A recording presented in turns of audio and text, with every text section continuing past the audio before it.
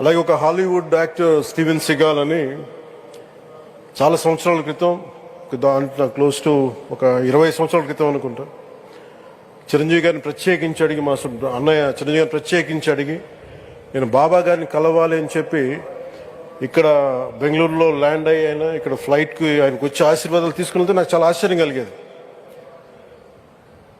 ఒకరి గొప్పతనం ఒకరి తేజస్సు ఎలా తెలుస్తుందంటే ఎలా వెళ్ళి దీని గురించి నేను అనుకుంటా ఉండేవాడిని. బాబా గారిది వెలిసింది భారతదేశంలో అత్యంత వెనుకబడ్డ జిల్లా అనంతపురం, రాయలసీమలోని అనంతపురం జిల్లా. ఆయన పుట్టుక కూడా అత్యంత వెనుకబడ్డ జిల్లా, నీటికి కూడా కొరత ఉండే జిల్లా,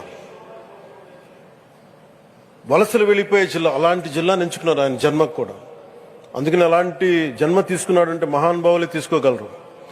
ఒక 40 సంవత్సరాల క్రితం ఎవరైనా ఊహించుకోగలమా? దేశ విదేశాల నుంచి చాలా మంది భక్తులు, విదేశీయులు అందరూ వచ్చి దీని అభివృద్ధికి పాటుపడతారని. సో ఒక ఆధ్యాత్మిక తేజస్సు, విశ్వ ప్రేమ ఉన్న వ్యక్తుల వల్లే ఇది సాధ్యం. అలాంటి వ్యక్తుల కోసం ప్రత్యేకించి గౌరవ ప్రధానమంత్రి నరేంద్ర మోదీ గారికి ఇష్టమైనది ప్రజలందరికీ కనీసం ఒక 50 లీటర్ల నీళ్లు ఇవ్వాలి,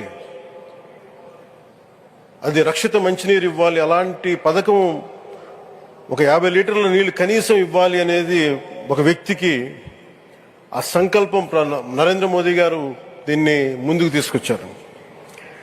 ఒక ప్రభుత్వ పరంగా దీన్ని ప్రధానమంత్రి గారు తీసుకొస్తే, ఒక ఆధ్యాత్మిక గురువుగా ఏ ప్రభుత్వం ఆలోచించినప్పుడు, ప్రభుత్వాలే దీని గురించి సగటు వ్యక్తికి నీరు ఎలా అందించాలనుకున్నప్పుడు దాన్ని ఆలోచించింది సత్యసాయిబాబా గారు ఆలోచించారు. అప్పుడు ముఖ్యమంత్రిగా చంద్రబాబు గారు ఉన్నప్పుడు వారికి ఒకటే చెప్పారండి, నేను ప్రజలకి దాహం తీర్చాలనుకుంటున్నాను.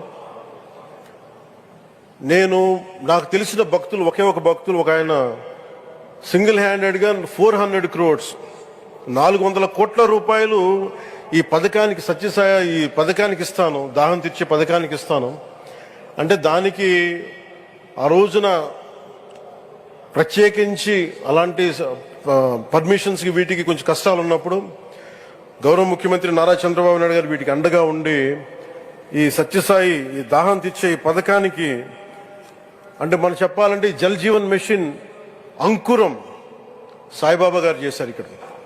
ఇది తమిళనాడులో కానీ తెలంగాణలో కానీ